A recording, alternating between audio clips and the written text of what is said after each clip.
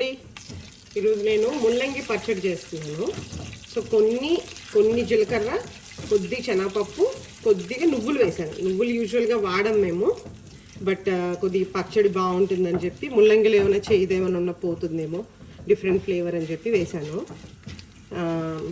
ఈరోజు నేను no onion no garlic recipe చేస్తున్నానండి. బికాజ్ ఒక గెస్ట్ వస్తున్నారు, ఆయన మాలలో ఉన్నారనమాట. సో ఆయనకి విడిగా చేస్తున్నాను అనమాట. అందుకని నో ఆనియన్ నో గార్లిక్ వేస్తున్నాను. సో పప్పు బాగా వేగిపోయిన తర్వాత ఒక 4 ఎండుమిరపకాయలు,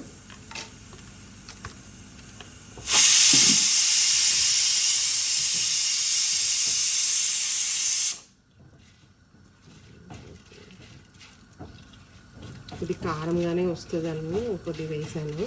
మళ్ళీ కొద్ది పోపుల తర్వాత కూడా వేసుకోవచ్చు మనం కావాలంటే. ఇంక ఎండుమిరపకాయలు పచ్చిమిరపకాయలు ఏం వేయట్లేదండి, ఇంక ఇదే కారము. సో కొద్ది వెల్లుల్లిపాయలు వేయట్లేదు కాబట్టి హింగు వేద్దాము.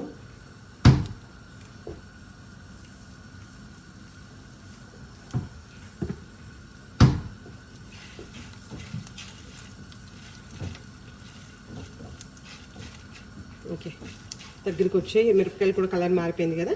ఇప్పుడు ఇవి వేసేస్తాం. ఇవి వేసేసి మూత పెట్టేసి దీన్ని బాగా ఈ దగ్గరికి మగ్గేస్తే చాలా, అంతే. కొద్ది ఉప్పు వేసేసి కొద్ది చింతపండు వేసుకోవాలి. చింతపండు ఇందులోనే వేసేస్తే మనకి మగ్గిపోతుంది అన్నమాట.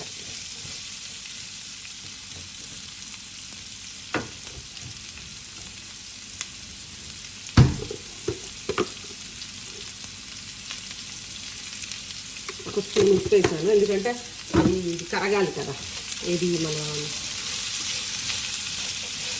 ముల్లంగి క్యారెట్ ఉడకాలి కదా, అందుకే కొద్దిగా ఉప్పు. ఇదిగోండి ఇంత చింతపండు వేస్తున్నాయి, ఇందులోనే వేసి ఇది మగ్గిపోతుంది అనమాట. ఓకే, దీన్ని ఈ 2 మెత్తగా అయ్యే వరకు కుక్ చేయాలి. ఒక్కసారి కలిపానండి, చూడండి. ఇంకా పచ్చి ఉంది కదా మనకి వీటిల్లో, ఆ పచ్చి కూడా పోవాలి. తెల్లగా ఉన్నాయి కదా కొద్దిగా, అది కూడా పోతే మనకి గ్రైండ్ చేసినప్పుడు బాగా అవుతుంది అనమాట. మరి ఈ ముద్దలా గ్రైండ్ చేసుకోవద్దు, కొద్ది కచ్చాబిచ్చగానే గ్రైండ్ చేసుకోవాలి. సో ఇంకొద్దిగా ఈ ముల్లంగిలో ఇంకొద్దిగా పచ్చిదనం పోయే వరకు వేయిద్దాం.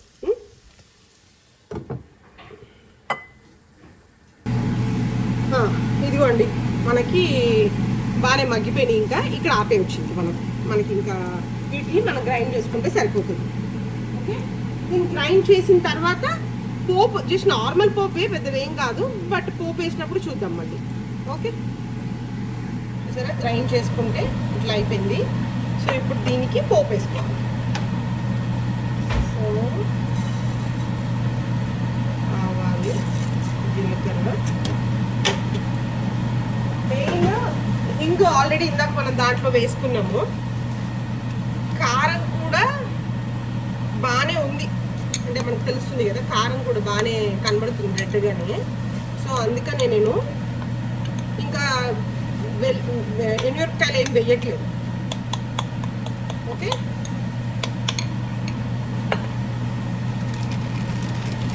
Another most ingredient of course it's curry.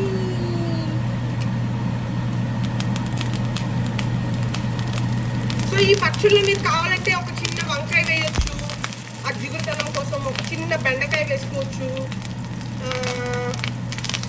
ఇంకా ఆయిల్ అది వస్తుంది కదా, నేను నువ్వుల నూనె వాడాను పోపు పచ్చడి అని చెప్పి, అందుకని మీకు ఆయిల్ అలా పోపు వస్తుంది.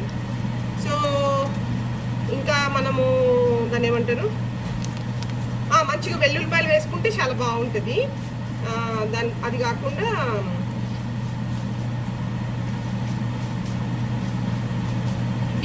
బెండకాయ వేసుకోవచ్చు. బెండకాయ వేస్తే జిగురు వస్తుంది, బాగుంటుంది. ఒక్క వంకాయ వేసుకొని మనం ముక్కలు వేసుకునేటప్పుడు గ్రైండ్ చేసుకున్నా చాలా బాగుంటుంది. ఇంకా మళ్ళీ వేసాను ఎందుకు, చిన్న అల్లం ముక్క కూడా వేసుకోవచ్చు. చిన్న అల్లం ముక్క నేను మిక్సీ కొట్టేటప్పుడు వేసేసా, వేడిపోయి ఉన్నప్పుడు. చిన్న అల్లం ముక్క వేసుకున్నా బాగానే ఉంటుంది.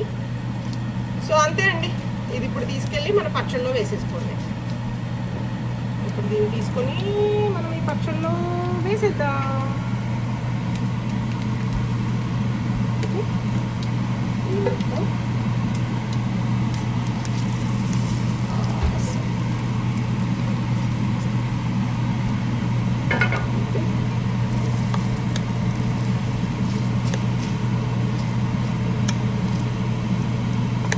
అంతే అండి.